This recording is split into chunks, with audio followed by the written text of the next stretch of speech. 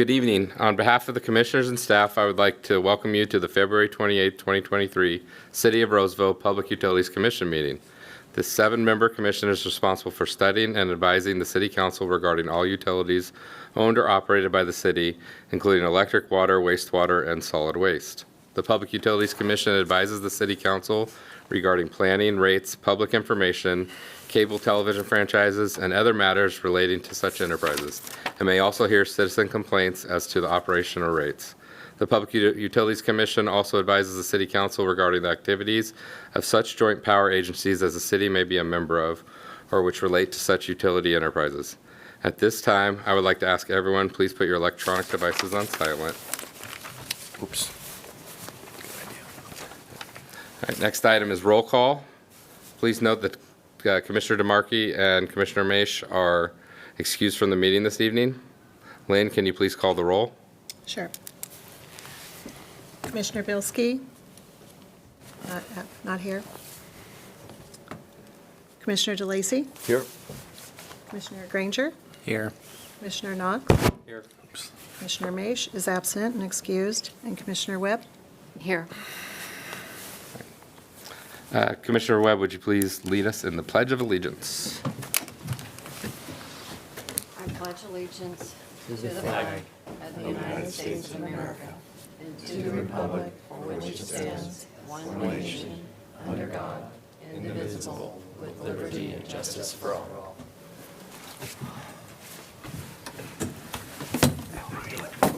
Mr. Chair, I'd like to have the record reflect that Commissioner Bielski did come in during the Pledge of Allegiance, so he is present at the meeting. Thank you. All right, item 4 on the agenda is public comments. This item is for anyone who would like to address the commission on any item that is not on tonight's agenda. When addressing the commission, please state your first and last name for the record. All right. Moving on, the next item on the agenda is the approval of the January 24th, 2023 meeting minutes. Would anyone like to make a motion? I move. Second. All right. All those in favor say aye. Aye. Any opposed or abstentions?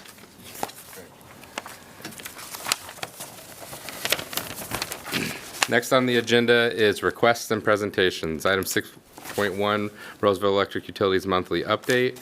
Report by Assistant Electric Utility Director Sean Mitchum summarizing the monthly status of electric utilities activities for information.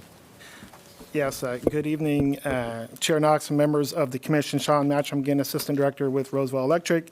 I am filling in for Dan Beans, who would normally provide the Director update here on the electric utility, and that is maybe the place I will start with regard to our update. I do have a few items, but first item I'll mention is Dan is in D.C. right now as part of the American Public Power Association's legislative rally. It is a great opportunity for Roseville and public power to advocate for what's important to us as community-owned utilities in Washington, D.C.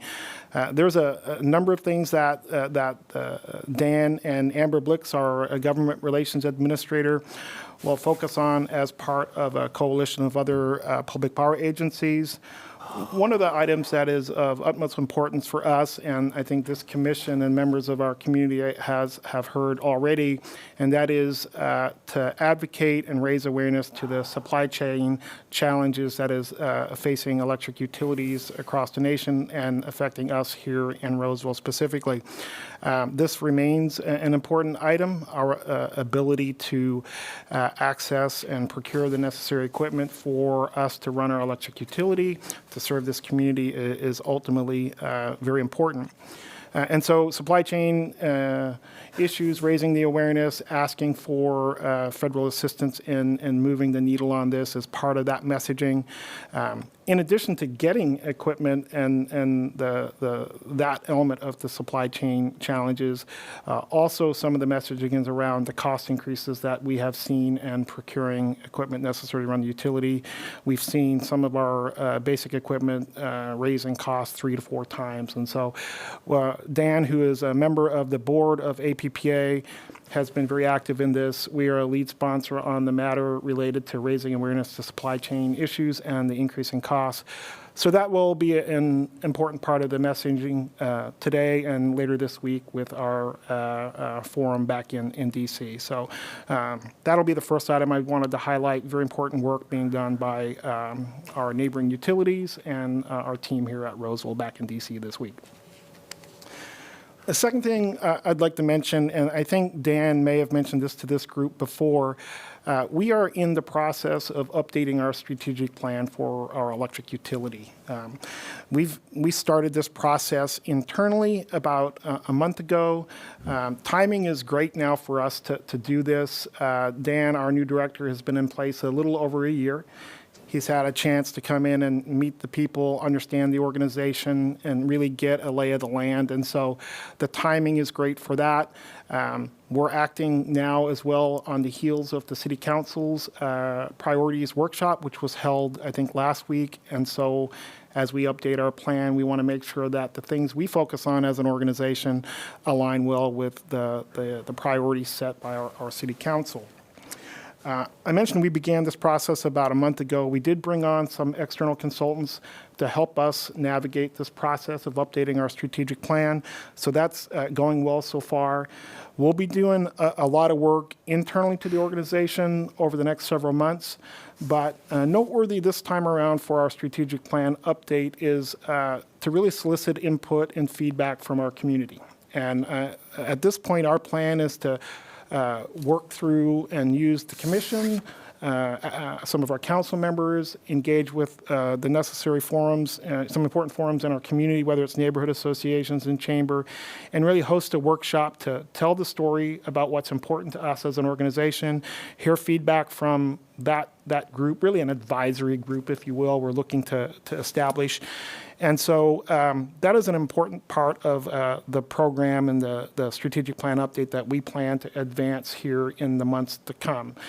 I mention it now because I think we will be targeting a public workshop of sort in the April and May timeframe. We'll be working closely with Joe in the City Attorney's Office to make sure we do that in the right way in terms of we can engage with all the right parties. But I just wanted to put that out there and put everyone on notice that a big initiative for us, refresh of our strategic plan. We've had a lot of retirements. We've got a new director, so a good time to really dust everything off and make sure that we are going in the right direction as an organization. So more to come, but just wanted to let you all know that we've started that process.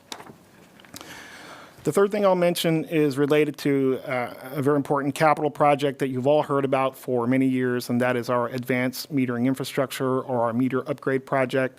I think maybe the last commission meeting or the prior one, we did bring through to this commission some policies related to our advanced metering infrastructure. We're very excited to say, I think a week from today, March 6th next week, we will begin installing some of the phase one, or we'll start phase one of the project, which means we'll be installing meters in the community as part of the rollout of this program. So many years in the making, a little bit of a challenging project at times, but we're excited to be at this point where we're bringing new equipment, new technology to the community and our customers. So there's been a tremendous amount of outreach, customer notification started this past week and continues this week as we work to target a small part of the community and put about 800, 900 meters in the community. So just let everyone know that that's a big project. You've heard about it before. It's underway and more to come. The last thing I will mention is an item that you'll hear more about this going forward, but something we do jointly with environmental utilities. We will be hosting Earth Night on April 20th at Wood Creek Golf Club. And just as a reminder, this is a great opportunity for us to engage with our community, to get families out and engage with the utilities, both environmental utilities and the electric department. And it's a lot of fun, hang out, have good food, all that stuff. But mixed in that is some important messaging about what we do as your community-owned utilities. We talk about water conservation, energy efficiency, and the programs that we all think are important to advance through this community. So wanted to make sure that everyone knows about that. More to come. You'll hear more about that as well as we get in or move through the next couple months. And with that, I'll stop as that being my update on Dan's behalf for some of the meaningful items here going on at the electric department. Great, thank you. Do any commissioners have questions for staff at this time? Is there anyone from the public who would like to come forward and address the commission on this item? All right, thanks for the update, John.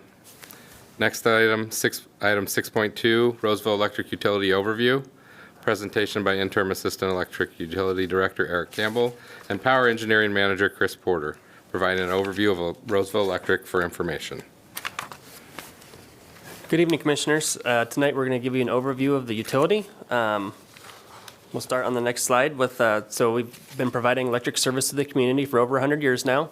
Our main goal is to provide reliable service at competitive rates that brings a lot of jobs and economic growth to the region.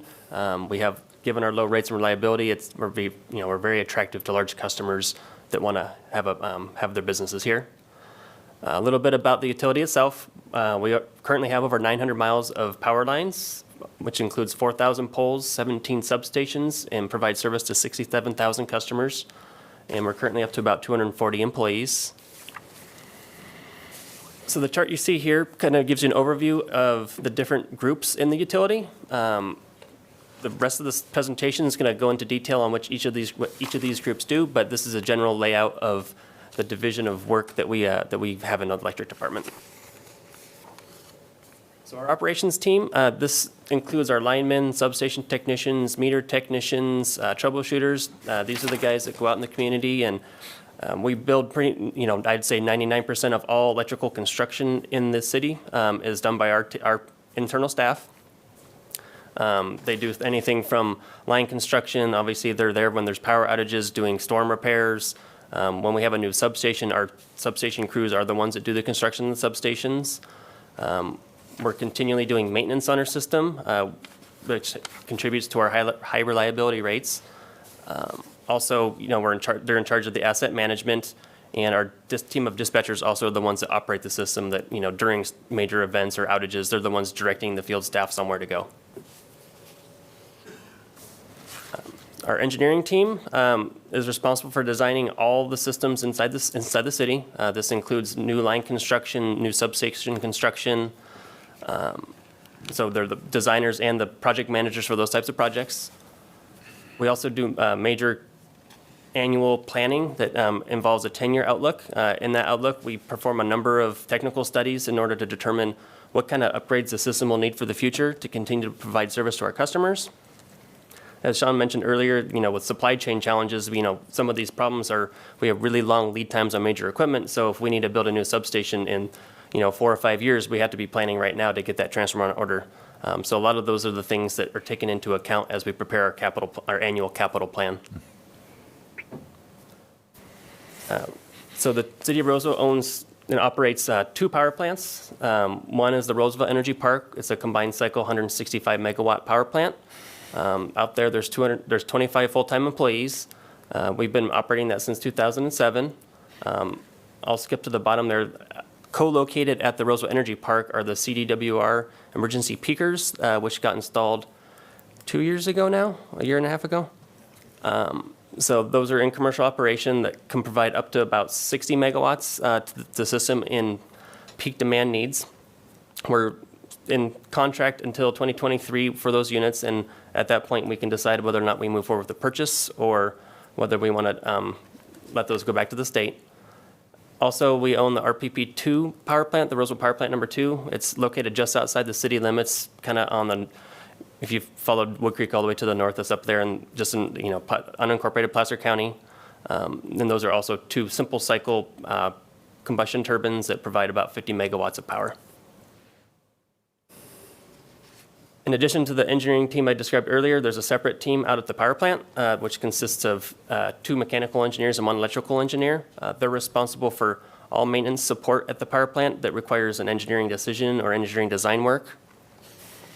They're also looking at major long-term capital projects that could improve the efficiency and output of the plant, And those projects they either design those or they contract to have those designed, and then they supervise the construction. Lastly, as far as the construction and engineering side of things goes, is our new services team. They're the team that does all the detailed designs for the subdivisions and all the new commercial construction in the city. Anything that's off of our distribution system at the distribution level, they're creating the design packages, they're billing developers. Developers install like the conduits for us, but this team also has to go out there and make sure they inspect those conduits to make sure they meet our design standards. And then they prepare the job packages for our line crews to go out and install the work. Hey, thanks, Chris. Eric Campbell, Roseville Electric. Next, we have risk and compliance. I'll start with risk. Those first two items there, commodity price risk and volume risk, I'm going to take those in tandem. I think you all know that we have a robust electric hedging program. It's meant to mitigate our market risk. It doesn't eliminate it. It's served us very well. It's actually protected us quite well from some of the upside that we saw over the past year and a half. That 8% surcharge that we had to put in place over the past couple of months would have been much higher had we not had the hedging program in place. Next is operational risk, and that's really people, process, and property. And really making sure that processes are documented appropriately, folks are doing the right thing, et cetera. Counterparty risk, we do a lot of transacting in the marketplace for purchase power and natural gas. We're often asking for collateral just to make sure we're protected in the event that a counterparty would default. And then lastly, regulatory and environmental risk. This is a persistent issue for a utility that operates in California with respect to CARB, the Air Resources Board, emissions, and things of that nature. Compliance, we do a lot of interaction with the CEC, the California Energy Commission. We need to file a lot of reports around rooftop solar generation, the number of EVs in the area, how well our energy efficiency programs are doing, things of that nature. And in addition to that, we make sure we're following the NERC critical infrastructure standards as well. Next is a big one. It's finance rates and utility billing. The first one there, forecasting revenues and costs. Kind of how we look at our financials is we look at it as an income statement. We don't look at it from a fund perspective, so we're always balancing our revenues with our costs, not just during the budget planning process, but throughout the year. Next, we have they're developing electric rates. We have a graphic there, and I think you've all seen this before. It gives you an idea of how we compare regionally to both SMUD and PG&E.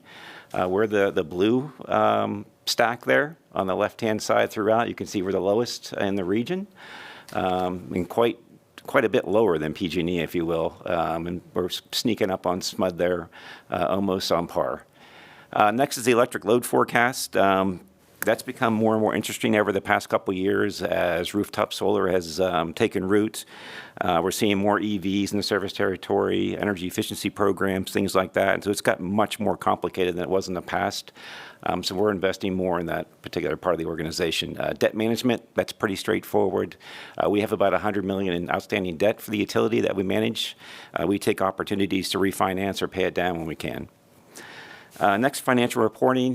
We keep an eye on our financials internally. It's more of a budget to actuals comparison, make sure we're on track, in addition to that income statement comment from earlier.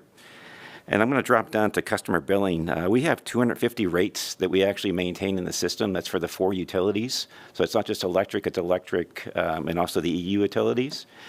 And you'll be astounded at the amount of work it takes to maintain the number of rates we have in the system.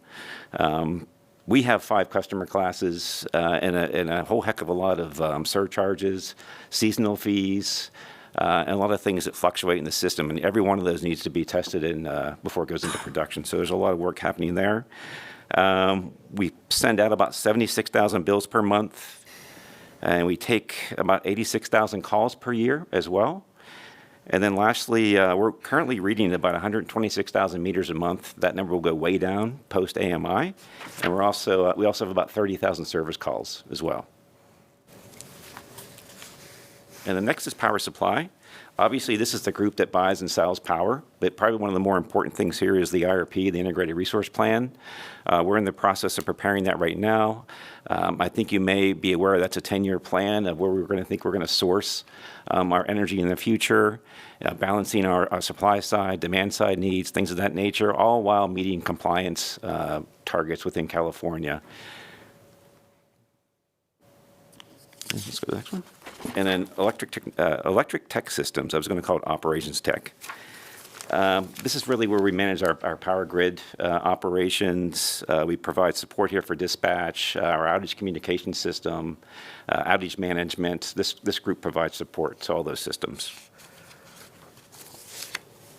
Ledge Reg, again, being a utility in California, this is a big part of what we do. We've invested a lot in this. Sean mentioned it earlier with the advocacy that Dan and Amber are doing back east.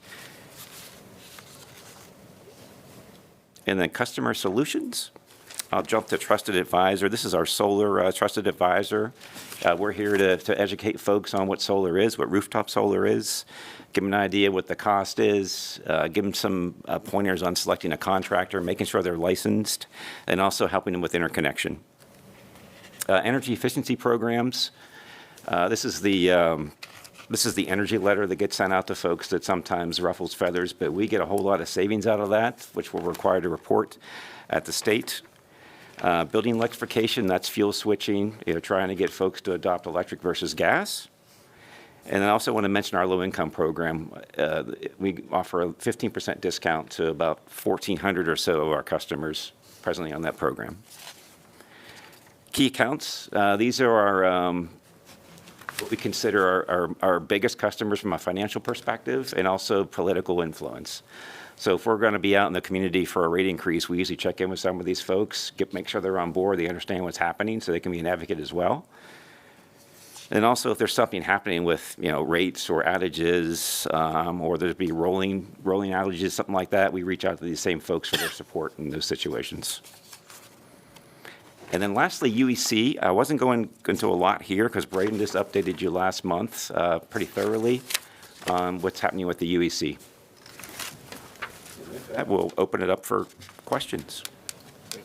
Do any commissioners have questions for staff at this time? I have to apologize. Counterparty kind of went in and out 1 year. Can you just briefly, one more time? We're in the power markets transacting for either gas or energy. And we're transacting with counterparties. So we want to make sure they're going to deliver on what they promised to deliver. So sometimes we have to require collateral based on their financial situation or the amount of risk we're taking on transacting with them. Thank you. And then when we were briefed by Dan's predecessor, there was a remark made that if SMUD goes, so we go. I mean, how tied in or how related are we to SMUD and what SMUD does?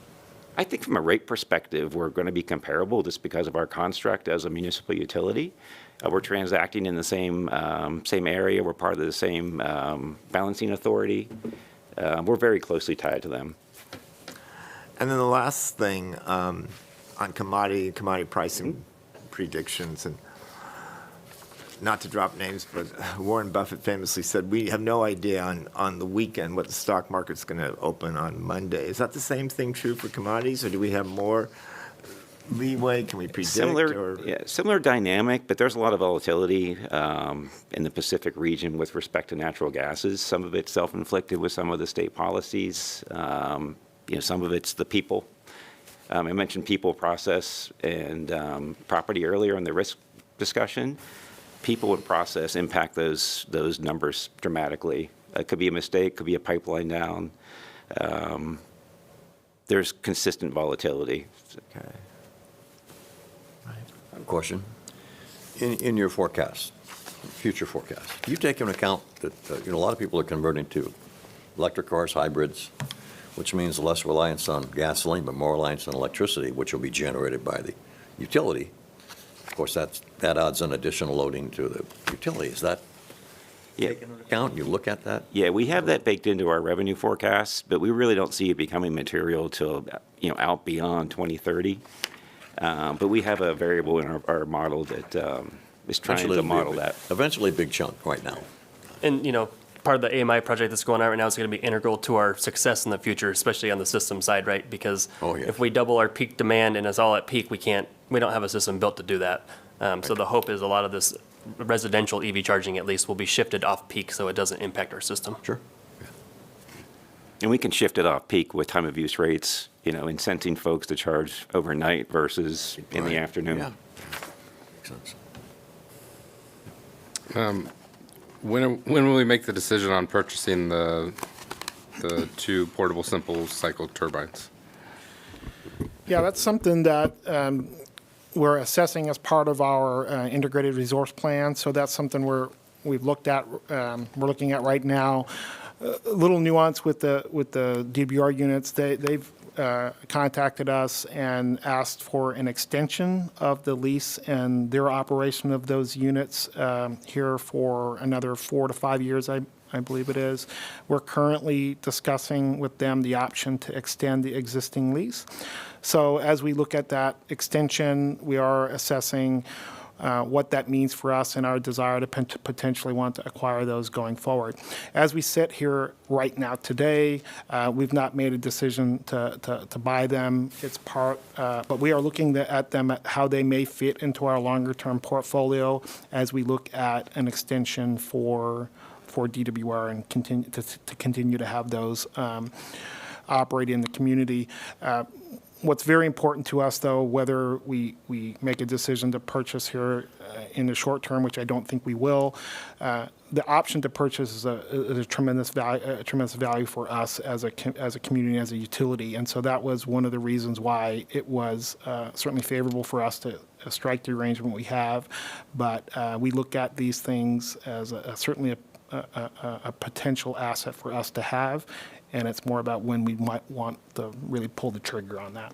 Plus, they'll drop the price, I'm sure, considerably as time goes on. Yeah, so that's part of the negotiation. I won't get Sure. too far in it because we're kind of having it. But yeah, the longer they're there, the more they Might get a pretty operate. good deal in The 3 or 4 longer years. they're there, the more they operate, all plays into what they may be purchased for in the future. And if I may, we're still collecting the site lease payment. I was gonna It's say, north of $4 million, so it's significant. Yes.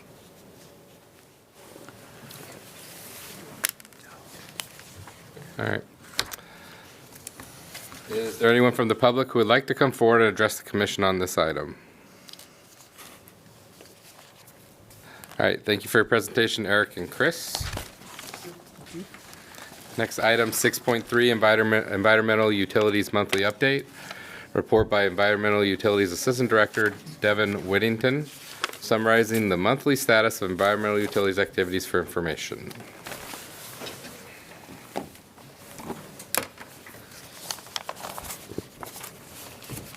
Good evening, Commissioners. I'm Devin Whittington with Environmental Utilities, and we have 2 updates for you this evening. But before we get to those updates, I'd like to introduce Brian Craighead. He is now the Refuse and Utility Manager. He started with us in November. Prior to that, he was the Fleet Manager for the city, and that's kind of why the next presentation you will see will have a heavy influence on fleet, but more specifically for our waste collection fleet. The first item I'd like to update everybody on is you should see that there's invites to rate updates. We've updated a few of you already. We are looking to do our basically our every 2-year rate update. The Prop 218 notices are scheduled to go out March 1st, so that's tomorrow. We're looking at rate increases for all 3 utilities to be about a $5 increase per year.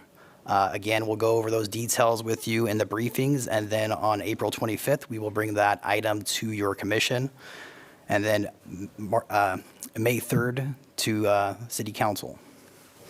The second item I have is the digesters at our Pleasant Grove wastewater treatment plant are now fully operational, and they're producing gas. We actually had a media event scheduled for tomorrow to actually fuel our first truck with that gas, but that event has been postponed due to weather conditions. But we're really excited about this. We've been working on this since 2016, and we're going to be able to harness a local resource that we can power our whole waste collection fleet with. The equipment out there is pretty impressive. It takes gas and basically filters out contaminants, so we can use that in the collection fleet. It gives us a stable price into the future. So when you were talking earlier with electric, they discussed, fluctuations with the markets. When we're producing our own gas, we're looking at $2.50 per DGE, which is a diesel gallon equivalent for the next 20 years. So that's already half the price of diesel for a long period of time. However, the item that we're going to discuss here in Brian's presentation may have an effect on that long-term capital and return on investment. So with that, that concludes my update, and I'd be happy to answer any questions you may have. Do any commissioners have questions for the staff at this time? Is there anyone from the public who would like to come forward and address the commission on this item? All right, thank you for the update, Devin. Item 6.4, Advanced Clean Fleet Overview, presentation by Refuge and Stormwater Manager Brian Craighead, with a summary of the proposed Advanced Clean Fleet Regulation for information. Good evening, Chair Knox and Commissioners. My name is Brian Craighead, Refuge and Stormwater Manager, here tonight to give you an overview of the Advanced Clean Fleets Regulation. So what this is a proposed regulation through the California Air Resources Board. It's still in the rulemaking stage, so it's not finalized yet, but we do expect it to be finalized soon. What it does is requires fleets of medium and heavy-duty vehicles to transition to zero-emission vehicles, and it applies to fleets that are owned or leased by public and private entities, including government agencies and businesses. So starting out, what is a zero-emission vehicle? It's a vehicle which produces no emissions from the onboard source of power. So hybrids, anything with a combustion engine would not count for this. What we're talking about is battery electric vehicles and hydrogen fuel cell vehicles. I think by now we're all used to seeing electric vehicles on the road. There are some hydrogen vehicles available in the market right now. However, that technology is not as far advanced as the battery electric. I will say all the vehicles that we're used to seeing on the road are consumer model sedans. There's a few pickup trucks out right now, but that's not what we're talking about for here. Next slide. So this rule, there's three main compliance groups depending on which type of fleet you are. State and local government fleets, high priority fleets, drayage trucks. They all have different compliance requirements. However, they all include a transition to 100% zero emission vehicles, and it applies to all vehicles over 8,500 pounds gross vehicle weight rating. So what that is for context is like a 3/4 ton truck and up. So think a F-250 and up would qualify for that. So all the electric vehicles on the market right now that we're seeing wouldn't even qualify for this rule. Timeline, as I said, this regulation's in the rulemaking stage, so it's not approved yet. CARB is having a second board hearing in the spring here, coming up in a month or two, and we do expect it to get approved at that meeting, which means implementation would start in 2024. So we fall under the state and local government requirements, and what that is a purchase requirement. It would mandate 50% of our purchases starting January 1st of 2024 must be zero emission, and then in 3 short years later, in 2027, it moves to 100%. I will say the silver lining to this rule is that there's no requirement to retire vehicles. So we have some operational flexibility to where we can keep trucks for as long as they're useful to us or beneficial.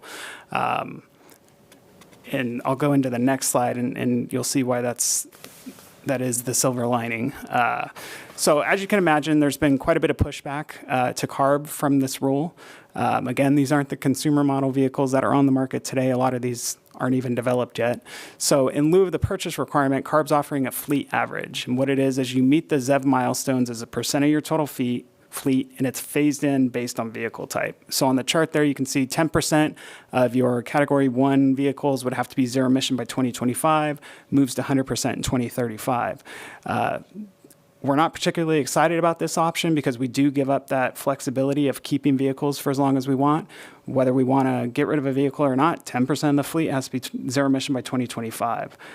So as I stated, we're not particularly excited about that, as once you make that decision, you're locked into that side of the rule and you can't go back. So as Devin just talked about, we have the digesters at the Pleasant Grove wastewater treatment plant. We call that the Energy Recovery Project. As he explained, that produces the biomethane. We scrub it, clean it, compress it into what's called renewable natural gas, and that's used to fuel our collection trucks. As Devin said, it's cheaper than diesel, and it's also much cleaner. So it's actually a carbon neutral or carbon negative fuel. It's also part of our compliance pathway for Senate Bill 1383, the organics, specifically the procurement requirement. So a project of that magnitude, you can imagine there's been a substantial capital investment at the wastewater treatment plant, also all the CNG infrastructure that we had to put in to actually fuel the vehicles. And then because there's different requirements, it's a gaseous fuel, we had to retrofit our maintenance facility to be able to work on those vehicles indoors. So as I said, there's been a substantial capital investment down this path that we were taking. So some of the major concerns we have with this regulation are the compliance dates. They're very aggressive. 50% of our truck purchases by next year. Again, these aren't the vehicles that are available to purchase today. A lot of them aren't even developed yet. So 50%, and then in 3 years, 100%. It's a tall order. Puts the energy recovery project in jeopardy. That plan was formulated, like Devin said, with at least a 20-year outlook. With this regulation going into effect, we're not going to realize those cost savings. Next is costs, both on the infrastructure and the vehicle side. As you heard Electric give an update, Sean was talking about how expensive these transformers are and the supply chain. Any construction project these days, the costs are on a whole nother level, and it's just going to be the same thing once we have to electrify all these fleet vehicles. Speaking of costs, the vehicles themselves, what we're seeing right now for the prototypes that are out there in the market or available, we're seeing about an 85% to 100% price premium over a diesel or CNG vehicle. Another thing to note is that it's not necessarily a one-to-one replacement ratio. For example, a garbage truck for the electric garbage trucks that are available, it would take 2 of those trucks to replace 1 diesel garbage truck or CNG, and that's because of range and payload. So not only do they cost double, but you got to buy 2 of them. Previous slide. And then lastly, on the concerns are the availability, both on the infrastructure and vehicle side. Again, Sean was talking about the transformer availability and supply chain issues on the scale of the utility side, and then also the charging equipment that's needed to charge these vehicles to actually plug them in. These aren't the typical chargers you're going to have in your garage at your house. These are, level 3, 3-phase, high output chargers. There's supply chain issues getting them today, let alone once the whole market's regulated to go there. So every fleet in California is trying to get these. We foresee a huge availability concern there. Same thing on the vehicle side. As I stated, a lot of these aren't even on the market yet. The ones that are, they're in prototype stage. A lot of these manufacturers will take your reservations, but they can't tell you when they're going to be delivered. So it's a huge concern on that availability side of things. So because of all of our concerns, we've had a pretty substantial outreach campaign here at Roseville. Staff has met with numerous CARB board members and staff to discuss our concerns. We have, I don't want to say it's a one-off, but we have a unique story in our circular economy with the energy recovery project and everything that we've already done to try and be as green as possible and make the most sense. I believe we've had at least 14, 15 meetings with all the CARB board members and staff to discuss our concerns. We've also collaborated ongoing with multiple industry and trade associations, making sure our voice is heard. We've signed on to letters from all these trade associations, and we've also submitted letters to CARB of our own, raising our concerns, again, telling our story of the energy recovery project. I believe we have 5 letters that we've submitted throughout different stages of the rulemaking process. These are on Roseville letterhead, written by us, signed by the mayor, and submitted to CARB. So we are on record. So in summary, again, what we've been talking about is the Advanced Clean Fleets regulation. Applies to medium and heavy-duty vehicles over 8,500 pounds, 50% purchases 2024, 100% 2027. And CARB has that next meeting here in a couple months in the spring, and we do expect it to get approved at that time. So with that, I thank you, and I'm happy to answer any questions you might have. Do any commissioners have questions for the staff at this time? Question, comment. I think that between now and 2027, companies compete, and you're going to find costs are going to go down, comparatively speaking. Batteries will be more advanced by then, easier to replace. So it may not, it'll be a challenge, but maybe not as much as we foresee now. I will say we are hopeful that that's true. The electric vehicles that you've seen on the consumer side of the market have come down. What we're really looking for is parity to a combustion vehicle, but, yes. True. So this is more for council, but could an argument be made that a potential undue burden is placed upon a local government to become compliant with the state law? My response to that would be add that one to the list. Yes. Okay. Sure. I will say there is efforts coming from all different angles. There is some spot bills in the legislation to try and address some of these concerns, such as, if CARB is mandating a certain vehicle fuel type, that they do a cost-benefit analysis and different things like that. There's also a huge concern for emergency use, specifically on the electric utility side. If all the vehicles are electrified and the grid's down, how are we getting the grid back online? So, What was the cost of a electric garbage truck, and have you actually seen it work? so it's about double. We're about, call it 500 for a compressed natural gas garbage truck. A full battery electric one is going to be about $950. We have seen them work. They are out there. They are there. However, the agencies that have those, they're kind of their show vehicles. They're not put on a full route.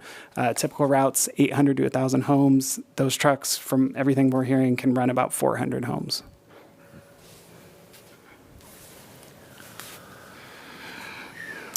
All right. Is there anyone from the public who would like to come forward and address the commission on this item? All right, thank you for your presentation, Brian. Thank you. All right, next on the agenda is board member, commissioner, or staff reports. Are there any reports from staff? I'm going to jump in here and respond to something that Commissioner Bielski had a question at the last meeting that I wanted to provide a quick update on. And it was a question about if the city of Roseville had ever considered being a municipal broadband provider or an internet service provider or something like that. So I went back and did a little bit of research because my answer at the meeting was, not really. And so it's still the same answer, but I will provide a little bit more context in that. So there's 482 cities in the state of California. Only about less than 20 of them actually have their own municipal broadband services. And those are typically for like their enterprise functions or some other big function within the city, like a hospital or a school, an airport, something like that, or if it's in a very rural area.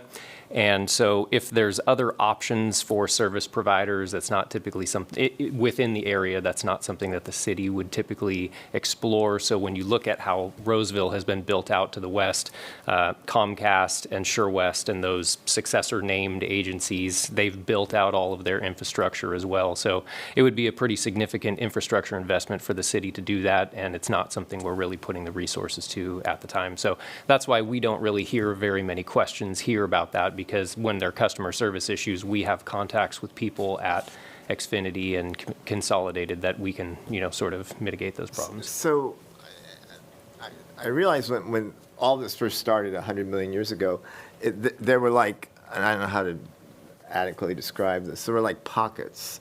So I remember having AT&T, and then maybe the chair can help me out on this. I remember you could be in a pocket, you could be across the street from one place, and if you had AT&T, it didn't work, but if you went across the street, it picked up. So I'm getting kind of circular here, but so what happened to Roseville Telephone? Did it just sell everything to Consolidated? Was Consolidated the successor?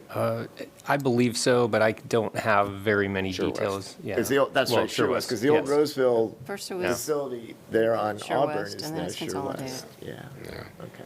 So I know this isn't. It's just curious to me, and then, Commissioner DeLacy mentioned about trucking, and I, vacationed up there, and they do have their own. But again, you're a rural area, and you're relatively small, and you're isolated, so it makes sense in that regard. Correct. Yeah. Thank you for the Yeah. information. Any more questions or comments from the commission? All right. Does anyone have any items that they would like to suggest for future meetings? All right. May I have a motion to adjourn? I'll make a motion. Second. All those in favor? Aye. Aye. All those opposed? All right, we are adjourned.